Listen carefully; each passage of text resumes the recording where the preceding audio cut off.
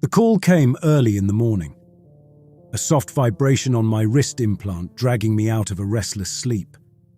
I groggily tapped the device, and my editor's face appeared, her expression uncharacteristically tense. Behind her, the early light of dawn streaked across the window of the news station. "March, you're going to want to be awake for this." The line disconnected before I could respond. I swung my legs off the bed, planted my feet on the floor, and muttered a curse into the silence of my apartment. Whatever it was, it had to be big. Anne wasn't the type to bother me with routine assignments, especially at this hour. As I dressed, the room's smart glass walls brightened, revealing the cityscape of New Boston. The view from my apartment, perched precariously on the edge of the levitating district, stretched across towers, green skyways, and transport lines. Normally, I found the sight comforting, a reminder of humanity's ingenuity, but this morning it felt somehow distant, as though I were looking at a painting of a place I barely recognized. It wasn't until I stepped out onto the suspended transit platform that I saw the news scrolling across the public screens. The Voidwalker had returned. The words stopped me in my tracks, the world narrowing to that single statement. The Voidwalker had returned. For 10 years, that name had been a symbol of both triumph and tragedy, whispered in awe or grief, depending on who you asked. For me, it was neither. It was a ghost, a wound I thought had scabbed over long ago. My older brother Daniel had been aboard that ship. They launched the Voidwalker when I was 20, fresh out of journalism school and still trying to make a name for myself. Daniel was 30, a decorated physicist and mission specialist, the golden child of our family. I remember the pride in my mother's voice when she spoke about him, how she'd brag to anyone who would listen about her son's role in humanity's most daring expedition.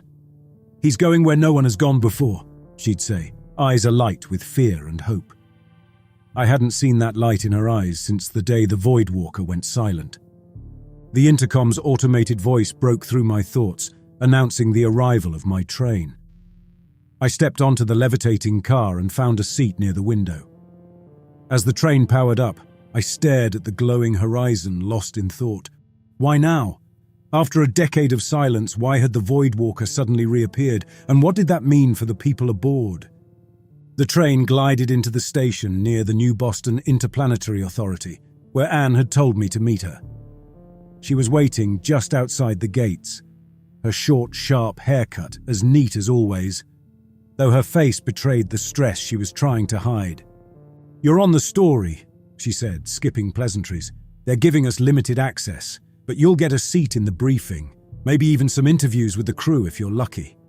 I followed her brisk pace toward the towering authority building. "What do we know so far?" "Not much. The ship appeared in orbit early this morning. No warning, no signal, just popped up like it had never left. The crew's alive, but..." She paused, glancing at me as though weighing how much to say. "Something's off." The briefing room was already packed by the time we arrived. Journalists, scientists, military officials, all of them buzzing with nervous energy. At the front of the room, a display showed the Voidwalker, its once pristine hull now warped and pockmarked. My stomach turned as I noticed streaks of what looked like organic growth spreading across its surface, like veins or roots reaching out into the void. A hush fell over the room as the lead investigator stepped onto the podium. Dr. Amelia Carter was a familiar face in the scientific community. She wasted no time on preamble. "The Voidwalker returned to Earth's orbit at 3:17 this morning," she began. "All 28 crew members are accounted for, though they are changed." The word hung in the air like a dark cloud. "We've conducted initial medical scans," she continued, "and while the crew appears healthy, there are anomalies, subtle physiological changes that we cannot yet explain. Additionally, their memories of the mission are incomplete. Most recall the launch and some early stages of the journey. But beyond that," she trailed off, her expression tightening. "What about the ship?" someone in the audience asked. Carter nodded to the display. "The Voidwalker itself is exhibiting structural changes, including organic material that was not present at launch. Preliminary analysis suggests it is non-terrestrial in origin." A murmur rippled through the room. I couldn't tear my eyes away from the display. That was the ship my brother had lived on, the ship that had carried him beyond the Milky Way. And now it looked like something that belonged to another world entirely. "Are we at risk?" another voice called out, this one sharper, more urgent. Carter's gaze swept across the room. "At this time, there is no evidence of immediate danger. However, we are proceeding with caution." The session ended with more questions than answers, and as the crowd dispersed, I found myself lingering near the display. Anne approached. Her usual sharpness softened. "They're granting interviews with the crew tomorrow. I made sure you're on the list." "Thanks," I said, my voice quiet. "You okay?" I wasn't, but I nodded anyway. Back at my apartment, I stared at old photos of Daniel, him in his mission suit, grinning with the confidence of someone who believed he was destined for greatness. My parents had framed that photo and hung it in the living room, a constant reminder of their pride and loss. I never told them how much it bothered me, how it felt like he was always there, overshadowing me, even when he was light years away. Daniel had always been larger than life, and I'd spent most of mine living in his shadow. When the Void Walker disappeared, part of me felt like I could finally step out into the light. Now, it felt like that light was dimming again. The following morning, I arrived at the New Boston Interplanetary Authority to board the shuttle to the Void Walker. The ship hung in orbit like a spectre, its warped silhouette stark against the backdrop of stars. As we approached, I could see the organic growths more clearly. Dark, fibrous strands clinging to the hull like moss on an ancient stone ruin. The docking process was tense, the shuttle's autopilot making minute adjustments to match the Void Walker's erratic rotation. When the airlock finally opened, the first thing I noticed was the smell. It was faint but distinct, a mix of metal and something earthy, like damp soil after rain. The interior was dimly lit, the walls streaked with patches of the same fibrous material that covered the hull. The air felt heavy, as though the ship itself was breathing. I followed the group down a narrow corridor, my pulse quickening with every step. We reached the crew quarters where the survivors were being held for observation. The first person I saw was Captain William Nolan. His posture was rigid, his uniform impeccably clean, but his face appeared drained in a way that no amount of sleep or food could fix. He looked human, but not entirely. His skin had an odd pale sheen, and his eyes glistened softly in the dim light, catching it like polished stone. When he spoke, his voice was low and measured, yet it carried an unsettling resonance, as though a second echo lingered beneath his words. "We shouldn't have come back," he said, his eyes locked on something far beyond me. I wasn't sure if he was speaking to me or to the ghosts of whatever had happened out there. "What do you mean?" I asked, stepping closer. His head turned slightly toward me, the movement precise, as if he were recalibrating his focus. His pupils widened, swallowing the light like drops of ink blooming in water. Within their depths, shapes stirred, weaving patterns that felt uncomfortably deliberate, like the silent workings of an unseen hand. "They let us leave because they wanted to follow," he said, his voice carrying the weight of an unspoken truth. A chill ran down my spine, and I swallowed hard. "Who's they?" Nolan tilted his head slightly, as if the question confused him. "You'll see," he murmured. "Soon enough." I wanted to press him, to demand answers, but the words caught in my throat. His presence was overwhelming, not because of his size or demeanor, but because of the quiet certainty with which he spoke, as if he were merely stating an immutable fact of the universe. Nolan turned away then, his attention drifting back to whatever horizon only he could see. I followed the investigation team deeper into the corridors. The scientists were already at work, scanning the growths, muttering to each other in low, tense voices. Occasionally, one of them would glance at me, their faces difficult to read. I was the outsider here, a journalist with no technical expertise to offer, but my connection to the story and to one of the crew granted me access. Captain William Nolan's words lingered in my mind. They let us leave because they wanted to follow.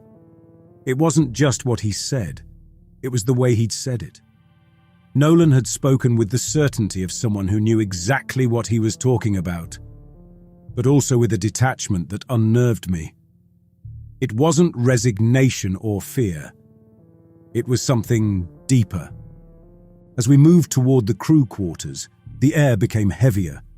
I couldn't explain it at first, but the sensation was unmistakable. It felt like the weight of the ship itself was crashing down on me. My breathing slowed, my chest tightening, as if I were descending into some unseen abyss. One of the scientists cursed under his breath, shaking a handheld scanner that had begun to glitch. "The ship's EM field is fluctuating," he muttered, his voice barely audible. "None of the readings are stable." The crew quarters were poorly lit, with the overhead panels flickering sporadically. The first few bunks were empty, but signs of life, or something close to it, were evident. Items were scattered across the room. A book with its pages warped by moisture, a sweater that seemed to have fused partially with the wall, and a photograph lying face down on the floor. I picked it up, my pulse quickening when I saw it was Daniel. He was standing with a few other crew members, smiling as though they were on a camping trip instead of humanity's most ambitious journey. The edges of the photograph were blurred, the faces of the others smudged, as if someone had tried to erase them. The sound of voices drew me further into the room. 2 crew members sat on the edge of their bunks, speaking softly to each other. Their conversation was fragmented, like a dream recounted in pieces. They stopped when they noticed me, their eyes gleaming in the half-light. Their features were almost normal. Almost. There was a firmness to their skin, and the fingers appeared slightly extended when one of them raised a hand in greeting. "Who are you?" the man asked, his voice low and melodic, resonating in a way that made my spine tingle. "Logan March," I said. "I'm here to understand what happened." The man exchanged a glance with his companion, something unspoken passing between them. "Understand?" he repeated. His lips twitched into something that might have been a smile, but held no warmth. "There's no understanding. Not for you." I found myself unable to look away from his eyes. They were unnaturally deep, like staring into a well with no bottom. Something rippled within them. Not just shadows, but movements that hinted at forms I couldn't quite grasp, as if his gaze carried a fragment of whatever lurked beyond the stars. Another voice cut through the silence. "Leave them." I turned to see Nolan standing in the doorway. He beckoned me with a slow tilt of his head, and I followed him without a word. His presence filled the space around him, not with authority, but with something more primal, as if the air itself bent to accommodate him. "You want answers," Nolan said as we walked. It wasn't a question. "I want to know what happened," I said. "What you saw. What brought you back?" Nolan stopped abruptly, his gaze fixed on a patch of the fibrous growth on the wall. "We didn't come back," he said, almost to himself. "We were sent back." Before I could press him, one of the scientists called for my attention. They had found a functioning console, though its screen blinked sporadically, the text and images distorted. I approached cautiously, scanning the broken log entries that scrolled across the display. The entries were chaotic. Snippets of video showed crew members speaking to the camera, their voices calm even as their surroundings became increasingly surreal. One recording showed Daniel sitting in the ship's lounge, his eyes unnervingly bright as he spoke to someone off-screen. "It's not what we thought it would be," he said, his voice steady but strange. "It's more. They are more." The video cut out abruptly, replaced by a burst of static and an image of the void outside the ship. It was blacker than anything I'd ever seen, a darkness that consumed the screen. For a second, I thought I saw shapes moving within it, like ripples on an invisible sea. The scientist next to me swore under his breath. "This isn't a malfunction," he said. "The data's been altered." "By who?" I asked. He didn't reply, his expression grim. In the late afternoon, I joined a group of scientists exploring the engineering deck. The walls here were almost entirely covered in the dark growths, their surface glistening like wet stone. One of the scientists stopped abruptly, his flashlight fixed on a section of the wall where the growths had formed a pattern. It looked like a neural network, a web of interconnected nodes. "This isn't random," he said. "It's organized." "What does it mean?" I asked. "It means we're not alone," he said. I turned away, my chest tight, and found myself staring into the darkness of a nearby corridor. I thought I saw something move, a shadow that didn't belong to any of us. My heart pounded as I stepped closer, squinting into the void, but whatever it was had vanished. That night, back on the observation deck where I was staying, I couldn't sleep. My mind raced with fragments of what I'd seen and heard, piecing them together like shards of a broken mirror. Nolan's words, Daniel's image on the log, the growths on the walls, it all pointed to something far bigger and stranger than I could grasp. As I stared out the window at the earth below, I noticed a reflection in the glass. At first I thought it was my own, but then it moved, independently. The figure was shadowy, indistinct, flickering at the edges like a poorly tuned signal. I turned quickly, but the room behind me was empty. The reflection was gone when I looked back at the glass, leaving only my own face staring back at me, wide-eyed and unsettled. I stayed there for a long moment, trying to convince myself it had been a trick of the light, a distortion from the ship's warped systems. Sleep didn't come easily that night, and when it finally did, my dreams were filled with shifting shapes in the dark, shapes that always seemed just on the edge of understanding. I spent the next morning combing through more of the ship's logs in the console room. Each one was incomplete, showing glimpses of a journey that felt more like a fever dream than a mission of scientific exploration. I had watched hours of footage, but the most unsettling pieces were the ones with my brother in them. Daniel appeared frequently in the logs, his face gaunt but his eyes burning with an intensity I didn't remember. His tone shifted over time, from calm professionalism to something I could only describe as reverence, or perhaps obsession. In one clip, he stood at the ship's observation deck, speaking to no one in particular. "They're vast," he said, his voice calm but without depth, as though the words came from somewhere else. "Not gods, not demons, not what we thought. They're motion, thought, intention, and we're so small, but they see us." The recording cut out before I could process what he meant. I played it again, hoping I'd misheard the way his voice faltered on the last phrase, but it was the same. The weight of his words clung to me, their meaning just out of reach. I didn't know what he'd seen out there, or what it had seen in him. But it was clear something had changed him. Something had taken him beyond the Daniel I remembered. Later that day, Nolan found me in the same room, staring at another image of Daniel. He leaned against the wall, his presence as steady and implacable as always. I didn't look up, but I could feel his eyes on me. "Looking for answers?" he asked after a long silence. "Trying to," I said. "He was my brother." Nolan nodded. He was important to the mission, kept the crew steady when things started to fall apart. But he changed before the rest of us. "What do you mean, changed?" Nolan exhaled through his nose, the closest I'd ever seen him come to showing frustration. He started seeing things first, talking about shapes in the dark, patterns no one else could see. At first we thought it was stress, maybe hallucinations from the long isolation. But he wasn't wrong. They were there.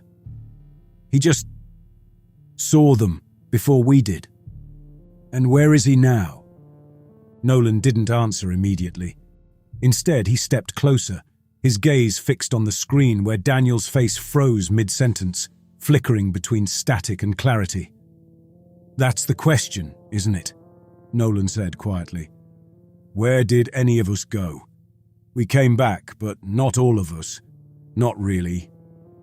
I turned to face him, trying to keep my composure. What happened to him? Nolan's eyes met mine, steady and mysterious. He went further than the rest of us. That's all I know. Whatever found us out there, whatever waits in that space, it wanted him. Maybe he wanted it too. The conversation left me shaken. Nolan wasn't a man prone to dramatics, but the way he spoke of Daniel felt more like an epitaph than an explanation. I returned to the logs, poring over every detail, searching for a thread that would lead me to the truth.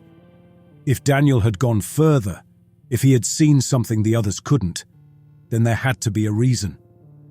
And maybe, if I could understand it, I could find some trace of him still. That night I dreamt of Daniel. He stood in the Void Walker's observation deck, the same place I'd seen in the logs. But this time he was looking directly at me. His face was pale, his features sharper than I remembered, and his eyes shimmered with a light that didn't belong to the room. "Logan," he said, his voice carrying an unnatural resonance that sent a chill through me. "You shouldn't be here." I tried to speak, but the words wouldn't come. "They see you now," he said, his tone a mixture of warning and inevitability. "You've seen too much." When I woke, I was drenched in sweat, my heart racing. The room was silent, but the sense of being observed lingered. I sat up, trying to shake the feeling, but it refused to leave.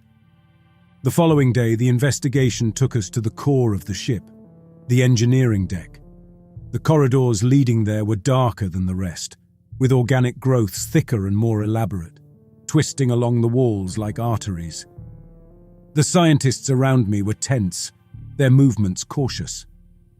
The core itself was a massive chamber, the heart of the Void Walker's systems. But it didn't look like a machine anymore. The growths had overtaken it entirely, forming structures that resembled neural networks. One of the scientists held a scanner that beeped erratically. "This isn't an infestation," he said. "It's a transformation." "What does that mean?" I asked. "It means the ship isn't what it was," he said, staring at the structures. "It's becoming something else, and it's aware." The words sent a shiver through me. I approached the core, my eyes tracing the lines of light that flickered across the organic structures. I felt the same weight I had in my dream, the same sense of being seen by something vast. That was when I heard a voice. It wasn't coming from the ship's speakers or any external source. It was inside my head, threading through my thoughts like a shadow. "Logan." I froze, my breath catching. The voice was familiar. It was Daniel. "Logan," it said again, "you shouldn't have come." I turned, searching for the source, but there was nothing. My pulse raced as the voice continued, a steady, calm presence. "They see you," Daniel said. "They've always seen you." "What do you mean?" I whispered, unsure if I was speaking aloud or in my mind. The light patterns on the core changed, forming something that almost resembled a face. Vague, abstract, but human. For a second, I thought I saw Daniel's features staring back at me, his eyes shimmering with the same light I'd seen in the logs. "You're too close," the voice said. "Too loud. They'll come." The light flickered, and the face dissolved into chaos. The voice faded, leaving only the silence of the core. The scientists were still scanning the core, oblivious to what I'd experienced. I didn't tell them. I wasn't sure they'd believe me, or if I even believed myself. As we left the engineering deck, I glanced back one last time. I couldn't escape the thought that Daniel was still there, somewhere in the labyrinth of the Void Walker's transformation. But whether he was alive, dead, or something in between, I didn't know.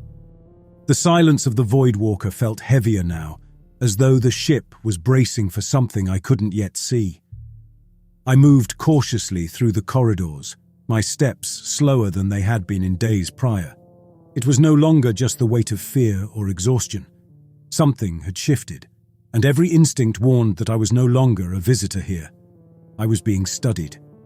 The console room where I had spent so many hours was different when I returned. The growths had advanced since my last visit, extending over the console itself, their organic veins threading into the machinery like a parasitic merger. I hesitated before sitting, unsure if the system would even respond. But the screen came to life, almost as if it had been waiting for me. This time, the logs didn't glitch. Instead, a long string of files unfurled before me, their timestamps spanning the final weeks of the mission. My chest tightened as I opened the first recording. It was Daniel. He sat in the observation deck, his back to the endless void outside, and his face was calm, serene even. There was no sign of the tension or exhaustion I'd seen in earlier logs. If anything, he looked more alive than ever, though his eyes gleamed with that same light I had come to associate with the crew's changes. "They've always been here," he said, his voice low but steady. "We thought we were exploring the edge of the known, pushing into the uncharted.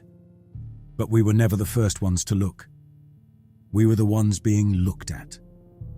I leaned closer to the screen, my pulse quickening as Daniel continued. "They call themselves nothing," he said. "No names, no voices, no shapes, but they move through us, through thought and perception. They've been watching since the first signal, the first spark of human curiosity reaching out into the dark. They didn't follow us. They were already here. They've always been here." The recording cut out briefly, the screen flickering before resuming. Daniel's expression had shifted slightly, a smile curling at the edges of his mouth. "We were their bridge," he said. "The Void Walker didn't bring them to us, it brought us to them. And now they're ready." The screen went black. I stared at it, my thoughts spinning. Ready for what? I opened another file, then another, each one building on the last. The logs detailed not just the crew's encounters but the gradual unraveling of their perception, as though the boundaries between human thought and something greater had begun to blur. Daniel's voice wove through it all, speaking with a confidence and clarity that felt alien to me. "They're not destroyers," he said in another recording. "They don't come to conquer, they come to reshape. We're not an endpoint for them. We're material, raw, unfinished. They're curious about what we could be." I felt a chill run through me, deeper than anything I'd experienced on this ship. The entities didn't want Earth. They wanted something far more unsettling, to understand us, to use us as a stepping stone in their incomprehensible design. I played one final log, this one different from the rest. It was a direct message from Daniel, his voice addressed to me by name. "Logan," he said, his tone soft but firm. "You'll see this, I know you will. You've always been good at finding the truth, even when it's uncomfortable, but this time, the truth is bigger than either of us, bigger than all of us. They see you now. They've seen you all along." I stopped the playback, my breath shallow. My hands trembled as I stared at the screen, the weight of his words sinking in. They'd seen me, they'd seen us. From the moment we had dared to look beyond our tiny planet. They'd been looking back, not as enemies, but as something far stranger. The sound of footsteps behind me snapped me out of my thoughts. I turned to see Nolan entering the room. He glanced at the console, then at me, his gaze lingering for a moment longer than usual. "You found it," he said, his voice low. I nodded, unable to speak. Nolan stepped closer, leaning against the edge of the console. "You're starting to understand, aren't you? This was never just about the Void Walker." "What do you mean?" I asked. He sighed, his shoulders shifting slightly as though he carried a weight too great to bear. "The entities aren't here to destroy us. They're here to remake us.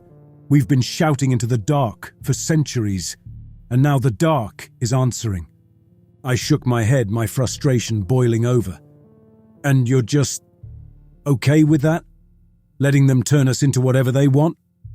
Nolan's gaze hardened, but his voice remained calm. "It's not about being okay with it. It's about accepting what's inevitable. They're not invaders, Logan. They're not monsters. They're something we'll never fully understand. And maybe that's the point." The ship shuddered slightly, and I felt a ripple in the air as though something vast and unseen had brushed past us. Nolan straightened, his eyes narrowing. "It's starting," he said simply. I followed him to the engineering deck, where the transformation had become undeniable. The organic growths had overtaken the walls, forming branching structures that resembled thick roots or tendons stretching toward the ship's central systems. The surfaces gleamed as if coated in something slick, and in places the growths curled into sharp formations. Tubes of translucent material snaked through the deck, glowing with shifting colors as if some fluid or energy was being channeled through them with precise purpose. The scientists around us were silent, their earlier skepticism replaced by an awed resignation. One of them gestured toward the core, where the growths had formed a massive structure. "It's a bridge," the scientist said. "A conduit. It's connecting to something." Nolan approached, his face illuminated by the shifting light. "It's not just connecting," he said. "It's bringing them here." I took a step back, thoughts swirling in my head. If the Voidwalker was the bridge, then Earth was the destination. Whatever the entities were planning, it wasn't confined to this ship.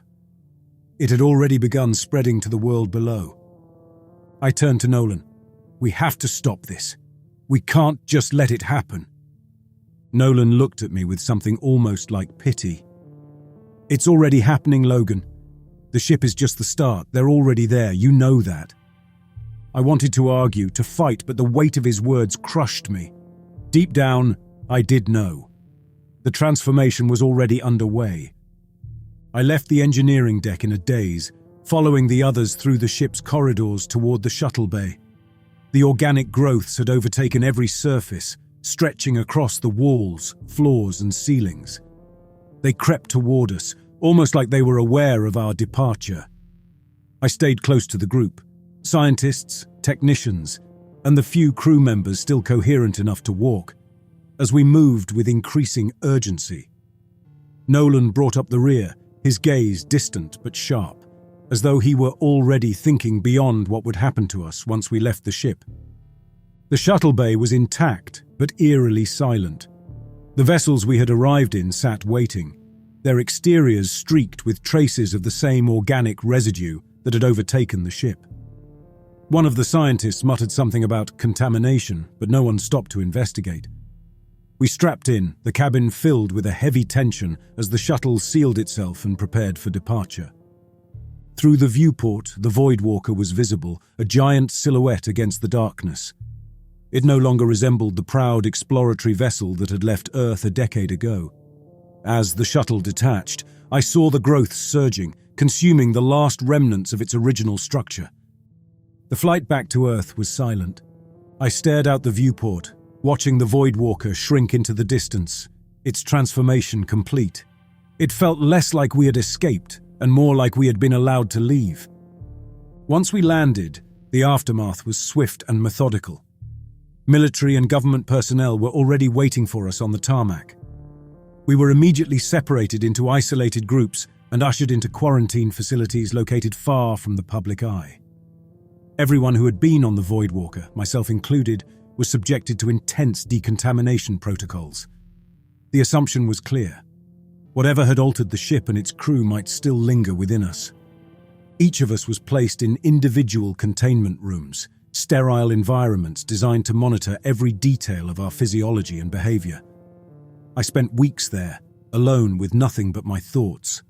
Daily medical examinations became routine, blood samples taken, scans performed, even neurological assessments to map changes in thought patterns. The staff wore full containment suits at all times, their voices muffled and impersonal. It was impossible to know how many others were in the facility or what was happening to them.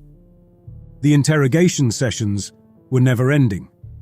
Officials grilled me about every detail of the Voidwalker, what I had seen, heard, and experienced. They weren't looking for understanding. They wanted control. My answers, I sensed, only deepened their unease. When I mentioned the growths or the entity's presence, their faces tightened. They didn't want to hear it. Or maybe they already knew. The scientists and crew who had been aboard the ship remained separated, and rumors trickled in through overheard conversations. Some of the crew exhibited further changes. shifts in behavior, in speech, in how they moved. I didn't see Nolan again after we were taken off the shuttle, but I imagined he was undergoing the same scrutiny, his bizarre acceptance of the situation likely unsettling the interrogators even more. The Voidwalker itself was left in orbit, locked in place by an array of satellites and drones armed with measures I suspected were less for defense and more for destruction, should it become necessary. Official statements to the public were carefully crafted, vague acknowledgements of the ship's return framed as a scientific curiosity with no immediate cause for alarm. But I knew better. When I was finally released from quarantine, it wasn't because I had been cleared. It was because my time there had become inconvenient. My constant questions and insistence on writing about what I had seen made me a liability. A bureaucratic handler informed me that I was free to leave, but warned that any attempt to publish my account would be met with swift consequences. National security, they called it, though I suspected they were more afraid of what the truth would spark than of any actual danger. My return to the world outside was anything but normal. Once back in the city, it was impossible to ignore. The streets felt subtly different, as though the rhythm of life itself had changed. My wrist implant occasionally displayed symbols I didn't recognize, flickering in and out of view before resetting itself. Public screens in the city glitched, their images overlaid with fleeting shapes, patterns that reminded me too much of what I had seen on the Voidwalker. People spoke of vivid dreams, shared with strangers who described the same visions, endless voids filled with shifting shadows and distant whispers. A friend confided that he had woken one morning with an inexplicable understanding of a mathematical concept he had never studied. Another described a burst of creative inspiration that felt as though it had come from somewhere outside herself. Across the globe, similar stories emerged, individuals touched by something they couldn't explain. And then there were the changes in behavior. Conversations seemed to linger on the same topics, the same ideas, as though a collective thought was beginning to take root. I began to notice symbols appearing in unexpected places, graffiti, advertisements, even nature itself. The shapes resembled the patterns I'd seen on the Voidwalker's surface, intricate and precise, as though the world was being rewritten to reflect the entity's presence. Despite my isolation, I managed to piece together fragments of what had happened to the others.